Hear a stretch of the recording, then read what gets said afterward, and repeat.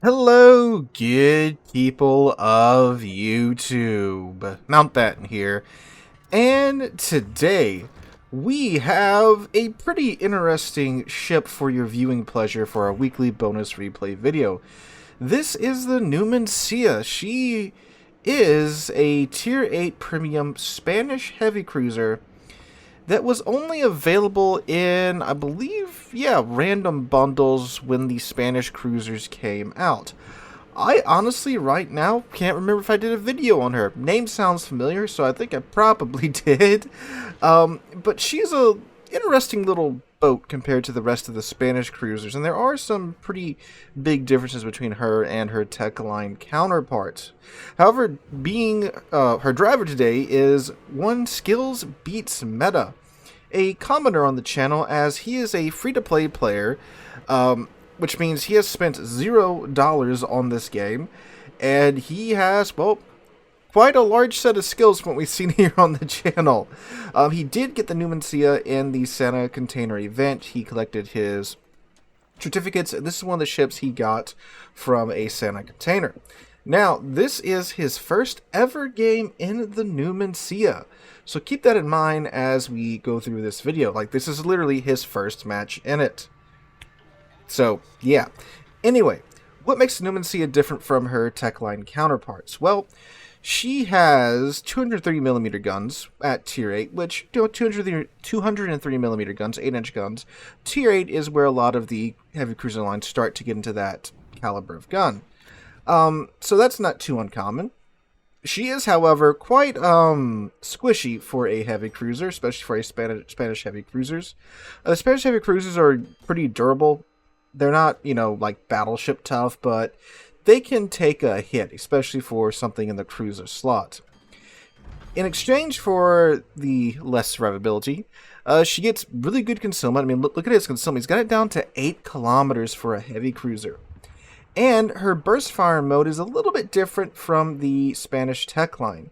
She gets 3 bursts with a 1-second gap in between the burst instead of the 2 bursts that the tech line cruisers get, with a 1.5-second gap in between the bursts. So that means with her, very odd gun setup here, with her 3 guns in the back, and 3 guns in the front and 4 guns in the back, she can throw 21 shells at an enemy target with 1 click of the mouse.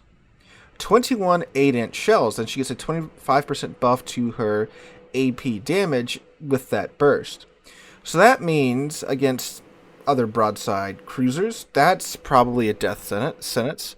With HE equipped against a destroyer, that is pretty much a death sentence, because, 21 shells going at a destroyer of pretty much any caliber, if most of those hit, that is going to absolutely ruin, if not outright sink, a destroyer. So that's kind of her whole thing. She trades survivability, and maneuverability. She's a pretty sluggish cruiser for Tier 8. So she trades off those things to get the funny 3-round burst fire and the good concealment. So really, this is more of an ambush type ship, kind of like what we were talking about with the Sarugi yesterday, with its good concealment and its high maneuverability. But the forgot the Scarlet Thunder was the thing there. But yeah, with her concealment, more so putting in the heavy work over her maneuverability. So Skills has beached himself on this island right here. He's being detected, which means there is a destroyer around. Again, keep in mind, the dude's got an 8-kilometer detection range, so the only thing that can be within that range and not be spotted is either a submarine or a destroyer, and there are no subs in this match, so it's got to be the destroyer on this flank, or one of the destroyers on this flank. The enemy destroyer A has already been sunk up, and there goes the friendly Kagero along the way. Oh, there's the enemy Kagero over there at 12 kilometers. Let's see if... Oh, there's a Jaeger from 6 kilometers. Alright. Skills has his burst mode set up. Let's see what this does. Look at this. Look at this. Look at this. Look at this. All these shells. That is ridiculous. And there goes... Yep. That's just about half of the Jaeger's HP. And only 9 of his shells hit. My god. Now, of course, the trade-off for having a burst fire mode beyond the not overly tough nature of the Numancia is that you do have to deal with the long 45-second reload time. So that's a bit of a bummer, right? So you really don't want to stay in burst fire mode with any of the ships that have that feature on them, unless you are the Johnston, because the Johnston, her penalty for firing in burst fire mode isn't really that bad, so you actually have better DPM with the Johnston staying in the burst fire mode. Other ships you don't because, again, of the long reload time afterwards. And he gets his forward turret out on the Jaeger, taps him once, that's all he needs, and there you go. He's got a Jaeger down. Alright, so that's three of their destroyers sunk already. Friendly teams also managed to lose 2 of their destroyers and a Nagato already, along with the cruiser that sunk while we were busy looking at the Jaeger getting blasted. The Irian's trying to be cute and push up the middle. That's a very bold position for an Irian to take, especially in front of a North Carolina from that close. North Carolina, please, dude, just destroy this man. Is he going to, or is the North Carolina? Where's the North Carolina looking at right now? Oh, the Sun Yat-sen. Maybe, but like, is he okay? I think those are some shots coming from the North Carolina. Looks like he overpinned him, unfortunately. But looks like Skills' torpedoes are not going to miss. He ponders going into burst fire mode there with his AP. Looks like he's going to get 2 torps on target. Takes the Irian down to 8k HP. Gets his rear turrets out on the Irian. Unfortunately, bounces that off of his belt armor. I don't know what this Irian thinks he's doing, but it ain't working. A gear takes out the friendly Ibuki. Okay, this should be a dead area now. Now the North Carolina throws some AP at him. And there we go. Oh, he gets a Pitadel there for 2100 damage.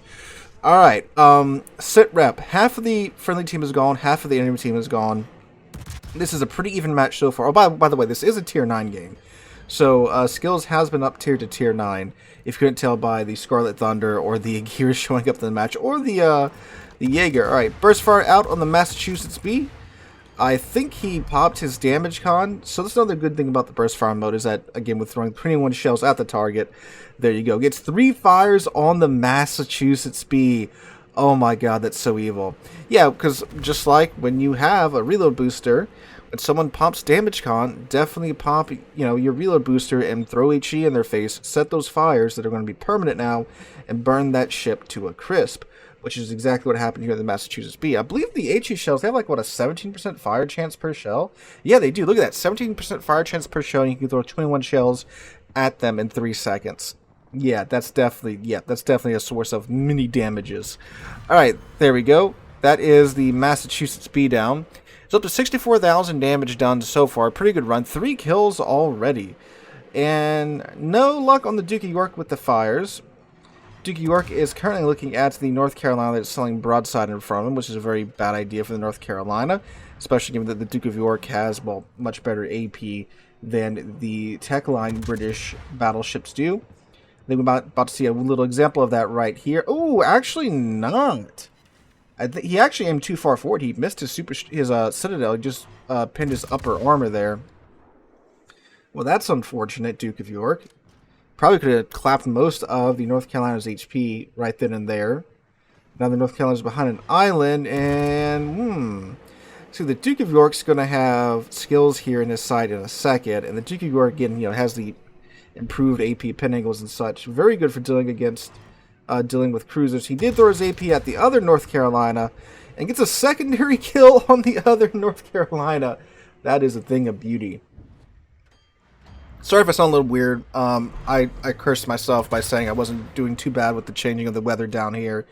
But my sinuses are acting up, so, if I sound a little odd, that's what's going on. Having to take some sips of water between my commentary here. Sun Yat-sen takes out the Talon, leaving the friendly team down to 4 ships remaining. Now, this North Carolina... Ooh, there's some good HE pins there on that Duke of York. This other North Carolina just selling completely broadside in front of this Duke of York. I'm surprised she's still alive at this point. North Carolina is known for many things, and survivability is not really one of it. Ah, look.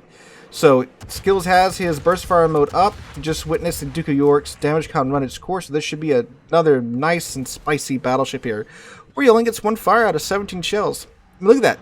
70% fire chance. Lands all 21 shells on the Duke of York, yet only gets 1 fire. Just shows you how the numbers roll sometime. Alright, this Duke of York should actually be going down here to that 1 fire. If not from the North Carolina. Oh, he's healing. Ah, that's unfortunate for Skills. Who I was pretty sure was very confident on this. Yep, there you go. There's the AP putting in the work on the North Carolina. Gets him down to 4,000 HP. I'm pretty sure Skills thought this Dookie Rock was going to perish. Keep in mind, too, the Numancia does not have a heal. So any damage he takes, that's it. Alright, he's got HE loads, going to try to get some HE into his bow. North Carolina comes in there, manages to remove the obstacle from Skills' path. Now the enemy team has 3 caps. There's an Amagi in the middle pushing a Nushishimi. There's a Sun Yat-sen pushing into an Akazuki over at the A cap. So the friendly side does currently have the Destroyer advantage, which is a massive thing to have this late in the game. Because, they can control the engagement because of their high concealment. Jervis settling out in front of Skills, gets the burst fire mode going. And let's see, he gets 3, 5, 8, 9, 11 hits. Yeah, just over half of his shells on the Jervis. Probably removed 2/3 of his HP. Man, so the Numancia is considered to be a pretty mediocre ship by most accounts. There you go, Shishima putting in the torps on the Amagi. By most accounts. But man, it can do some pretty goofy stuff to these destroyers that goof up and forget that the ship has that triple burst fire. So, yeah.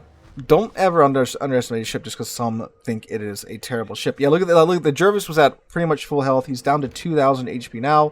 Skills loads his rapid fire, his burst fire mode back up. Gets some shots out. Unfortunately, the Shimato burns down the North Carolina. Gets a hit and a fire and more hits. There we go. The Jervis is no more. And he was a Shimato from 9 kilometers away. Broadside on. Now, unfortunately, again, he does have that long 45-second reload time after he uses his burst fire mode. So despite this Shimato being perfectly broadside, I'm sure he's absolutely chomping at the bit trying to get his AP out on the Shimato's broadside. I'm surprised he's not back in burst fire mode. Well, he's only got his front turret, so it would be kind of a waste at this point. Gets this island between himself and the Shimato to break line of sight. He's got about half of his health left at this point. Sun Yat-sen is currently selling into a rock over there on the A cap. The enemy a gear, that could be a bit of a problem. His Hydra can make like, oh, yeah. Get him. He goes undetected. But I think he got enough. Yeah. Confederate. 1 Citadel. Oh, my God. Not quite enough. So, again, this is where we get into a little bit of an awkward situation. Because, yeah, he's got to wait 25 seconds before he can fire again. So, he's basically got a battleship reload time. But the survivability of the Numancia here to work with. And, ooh. Those Japanese HE shells don't play around, gets a fire and cleaved off about 5k HP there through his nose. Shimato slivers away behind the island. Here's going to break a line of sight. He does, however, have Hydroacoustic search up for another 1 second. Now he doesn't. I'm surprised Shimato has not popped his own Hydra. I do believe that the Japanese light cruisers have Hydro by this point.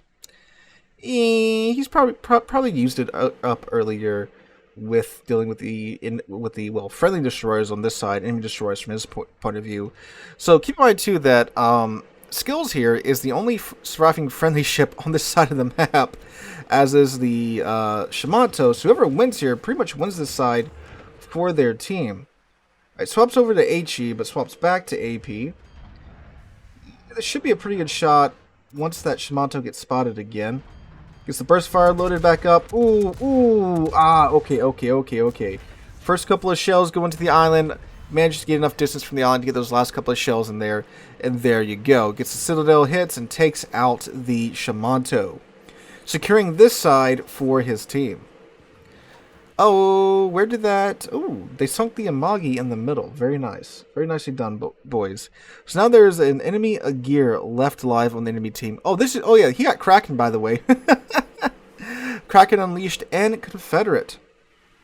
So now the Agir. Depending upon how healthy this Agir is, he could very easily take on a half-health Nustri and, a Numancia down to 11k.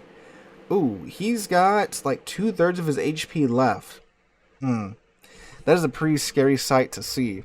Now, the Akazuki, he's pretty healthy. He's going to be capping the A cap here in a second.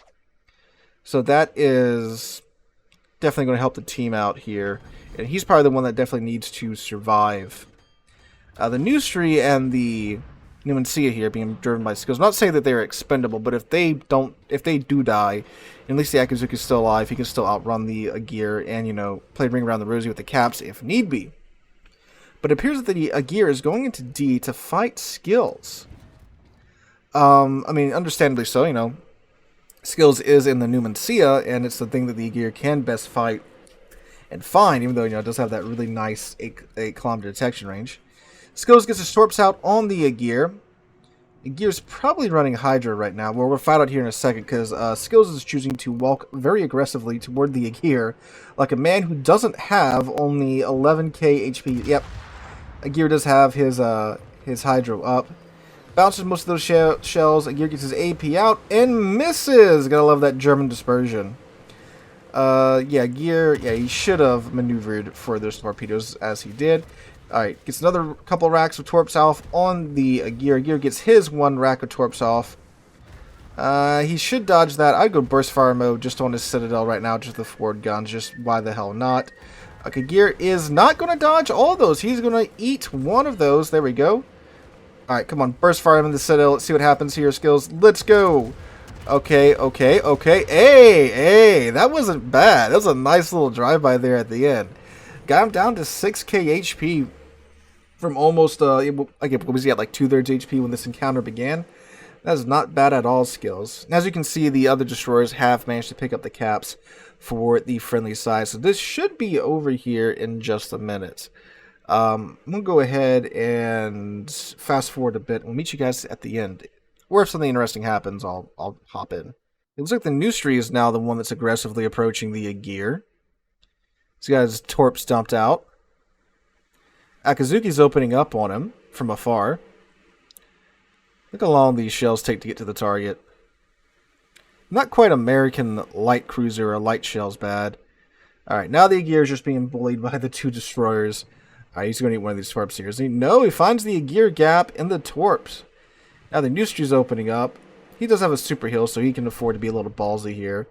Aegir gets his guns out on him. Yes, Aegir's firing AP. It's actually better than HE for destroyers when it comes to German AP and HE because of how low the German HE alpha is. And there we go. Nushishime takes out the Aegir. If things go a little bit different, I bet you Skills could have murdered that Aegir by himself if he had managed to maintain more of his health, but unfortunately he did not. So he got Confederate, High Caliber, Kraken Unleashed, 175,000 damage done, 2,800 base XP, a tier 8 and a tier 9 match, and again, what most consider to be a pretty mediocre ship.